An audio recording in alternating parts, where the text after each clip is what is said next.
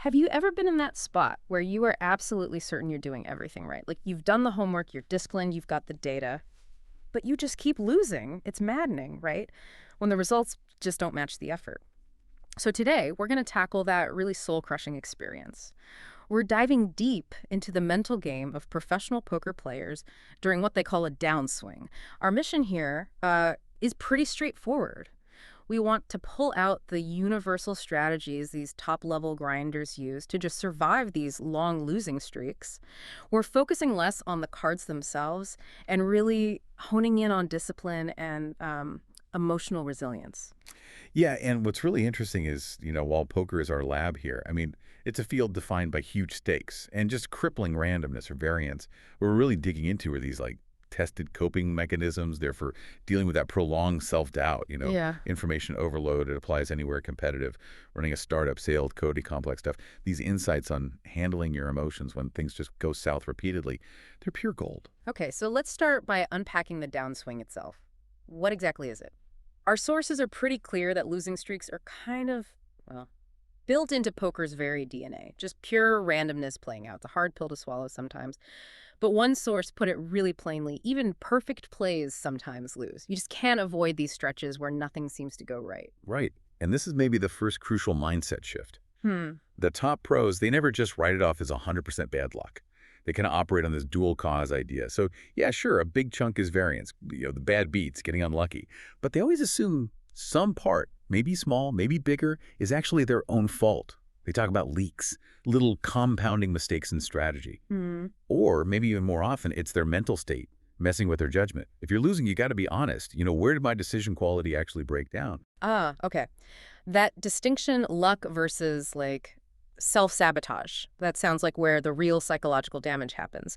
These repeated losses, they don't just hit the bank account, right? They chip away at your confidence, fuel that self-doubt. You start questioning everything, even the system usually works. And the big danger you mentioned is this tilt spiral. Can you walk us through how that actually works? What's the mechanism? Well, the spiral kicks in the second you stop focusing on the process, making good decisions, and start obsessing over recovery. Yeah. Getting your money back, right? So frustration builds, that leads to impatience. Then you start playing hands you shouldn't or making these huge desperate bets. Those are the desperation plays. And of course, those usually fail, which just confirms your fear that you're playing badly, which then fuels more frustration. It's this awful feedback loop where one emotional loss causes, like two financial ones. The absolute core defense, all our sources stress this, is emotional control. You absolutely have to separate the immediate result, whether you won or lost the hand, from the actual quality of the decision you made in that moment. Okay, so if you feel that spiral starting, that frustration choking your game, you're emotionally just drained. What's the immediate first step, the first line of defense? Yeah, you can't fight that emotional fire with, more fire. It just doesn't work. Right. The unanimous advice is step away. Just stop playing. Continuing when you're emotionally compromised, it's basically guaranteeing disaster. So how specific do the sources get? Is there a recommended time off for that emotional detox? Oh yeah, they're very specific. The break isn't optional, it's mandatory. Most successful players recommend a minimum 1 to 3 full days off, sometimes longer if the stress is really, really bad. Yeah. And during that time, the goal isn't just, rest from the game, it's rest for your brain. They really emphasize doing stuff completely unrelated to that high-stakes thinking, like serious cardio, maybe working with your hands, getting out in nature, anything to flood your system with different inputs. And prioritize sleep. The goal is to come back physically and emotionally, detoxed. And then there's also this element of proactive mindfulness that comes in. Things like journaling, meditation, even simple deep breathing exercises during the break. It's all about managing that emotional turbulence. The anger, the frustration, the fear. Essentially, you're trying to intercept tilt before it even gets a chance to mess up your decisions when you do eventually sit back down. Right, okay. So you're calm, you're recharged. The next step isn't just diving straight back in, is it? It's this shift in focus. Analyze, don't obsess. You mentioned leak hunting. Why is a downswing, kind of counterintuitively, the best time for that hard look? Well, because the emotional pain of losing, it actually provides the motivation you need to be, ruthless in critiquing yourself. Yeah, I guess that makes sense. Losing streaks are kind of the perfect time to dig into your database, review those key hands where things went wrong, and really pinpoint those recurring mistakes. Are you calling bets too often? Folding too much in certain spots? It basically turns a painful loss into useful diagnostic feedback. Okay, and this is where the pros use specific tools to take the emotion out, right? You mentioned software and solvers. Mm. What exactly is a solver for those of us not in that world? Right. So pros use advanced poker software, yeah, but solvers aren't. Think of them as super sophisticated AI programs. They basically calculated the mathematically optimal, unexploitable way to play every single possible situation in a poker hand. It completely removes human emotion, fear, ego, all of it. Just pure game theory optimal play. Wow, okay, so the solver gives you the cold, hard mathematical truth on what the perfect strategic decision was. I can imagine finding out a big loss was actually solver approved. It must feel weirdly clinical, but also maybe freeing? Does the source material talk about how players get past feeling unlucky even when the math says the play was right? It does, yeah. There's this anecdotal release they talk about. When you see that losing hand was actually solver approved, Yeah. it genuinely makes it easier to just let it go. It validates your decision-making process separate from the random outcome. That objective analysis is absolutely crucial for the mental game. It stops you from second-guessing good plays just because they didn't work out this time. Got it. And this brings us right to that core challenge, trying to distinguish luck from skill using actual numbers. Pros track something called expected value, or EV. Now, EV isn't just about what you won or lost in that one session. It calculates what you should have won or lost based on the long-term probabilities of the decisions you made.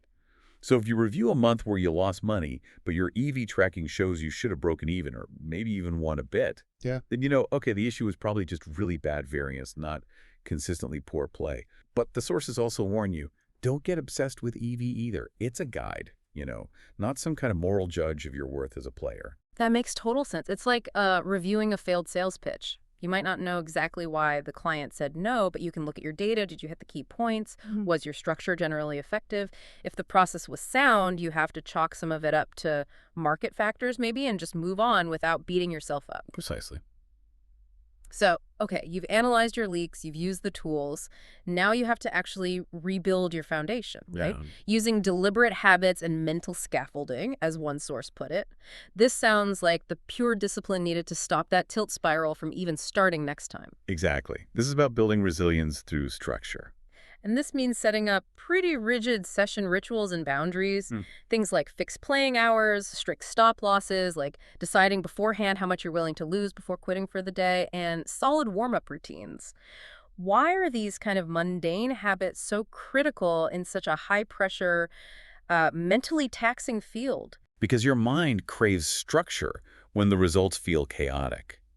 That warm-up ritual, maybe it's 15 minutes of cardio, some visualization, deep breathing, whatever works, it's designed to make sure you sit down already operating from a calm, objective place, not still, fuming about yesterday's losses. Your brain basically treats high-stakes decision-making like intense physical effort. You would just roll out of bed and run a marathon, right? You need to prepare. Good analogy. And the main enemy these routines are designed to fight is, tilt again, the silent assassin.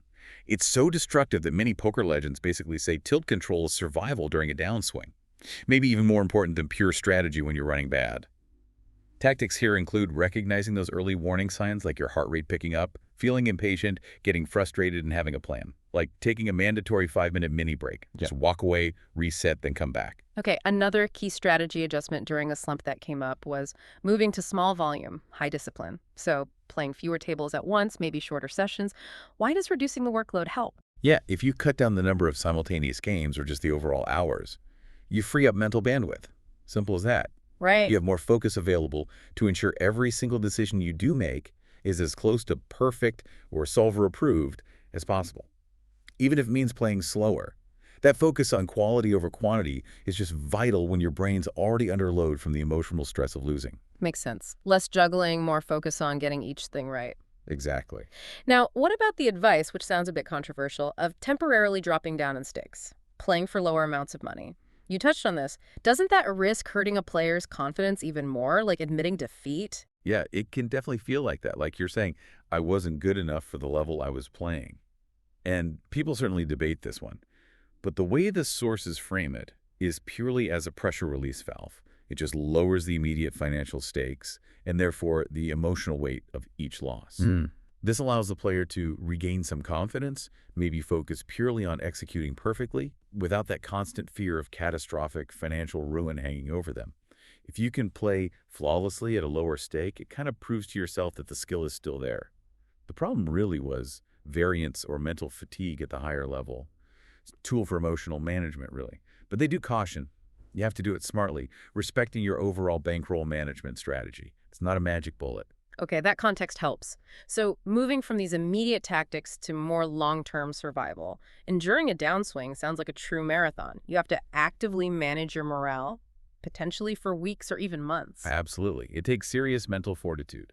One powerful technique mentioned is reframing loss as opportunity. Now that sounds good, but it feels like a huge mental leap. How do you actually do that? How do you see a brutal losing streak not as failure, but as a training phase? It's about shifting how you interpret the feedback. When you start treating the loss as not a punishment, but simply as data feedback on variance, feedback on potential leaks, then your ego starts to get out of the way. It stops being personal, it becomes diagnostic. Okay, the market cards are rough, and I might have made mistake X here. Let's fix X. And how do you apply positive reinforcement when, the actual results, the money is still going down? You have to celebrate the process wins, not just the outcome wins. Actively look for and mentally reward the small, non-monetary victories. Like, did you make a really tough decision correctly, even if you lost the hand? Did you execute a complex play well? Did you manage to stay calm when you felt that tilt creeping in? Reward that. You're reinforcing the discipline, the skills that build long-term resilience, totally regardless of whether the cards fell your way that particular day. Rewarding the behavior, not the luck. Got it. And ultimately, this all ties back to keeping the big picture in mind. Right. You have to consciously remind yourself of why you're doing this, your past successes, your long-term goals. You're building a career or a business or a skill. You're not just desperately chasing one session of making it back. Focusing on that longer arc really helps to lessen the immediate, sharp pain of a bad run. Yeah, that idea of chasing it back, that perfectly highlights the biggest danger zone, doesn't it? One of our sources had a really useful comparison table, contrasting helpful tools with these really risky behaviors during a downswing. Things like, yes, stepping away is good, but taking too long off might make you rusty. Intense hand study is crucial, but overanalyzing every tiny detail can lead to, decision paralysis. You get stuck, but the absolute number one pitfall, the one they universally warn against, the one that causes catastrophic bankroll damage and just makes everything worse, is that chasing losses get-it-back mentality. Absolutely. It's pure ego demanding immediate revenge on luck, basically. And it forces you into taking bigger risks, making more desperate plays, usually leading to even bigger losses. It's the fastest way to compound the damage. So it really loops back to control, doesn't it? One FAQ that popped up in the sources asked point blank, is tilt control actually more important than strategy during a downswing? What was the consensus? Overwhelmingly, yes. Often it is. Because even a slightly suboptimal strategic decision made when you're calm and thinking clearly, that costs way, way less over the long run than a series of terrible decisions made while you're tilted and seeing red. Emotional failure is incredibly expensive at high stakes. Wow. And for anyone listening who's facing setbacks in their own field, business downturn, project failure, hitting a wall, learning something, we have to internalize the potential timeline. These downswings, these rough patches, they can last weeks, sometimes months. Variance or just bad luck or tough market conditions requires extreme sustained patience. You have to be ready to stick to your recovery plan for the long haul, not expect a quick fix. Okay, so let's try to synthesize this winning approach then. To survive that emotional and financial drain, the pros seem to say, first, you must pause to reset your emotional state.